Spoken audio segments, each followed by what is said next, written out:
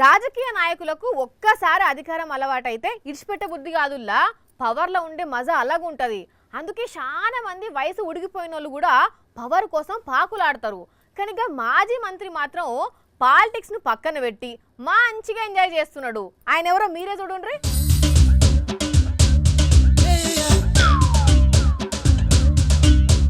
ఇగో ఈ బరఫ్ మీద కూర్చొని సర్రుమని జారుతున్న ఈ పెద్ద మనిషి ఎవరో గుర్తుపట్టిన రానుల్లా, గుర్తొస్తలేదా ఏంది? కాంగ్రెస్ సీనియర్ లీడరు రఘువీరారెడ్డి సారుల్లా మంత్రిగా కూడా పనిచేసిండుగా సారు. రాష్ట్రం విడిపోయిన తర్వాత ఏపీలో కాంగ్రెస్ దుకాణం మూతవడుతోటి ఈయన రాజకీయాలు ఇడిచిపెట్టి మంచిగా ఎగుసం చేసుకుంటా మనవన్లతో ఆడుకుంటా ఎంజాయ్ చేస్తున్నాడు. అట్లిగో ఇప్పుడు దోస్తులతోని కాశ్మీర్కి పోయి అక్కడ ఇట్లా చిల్ అవుతున్నాడు.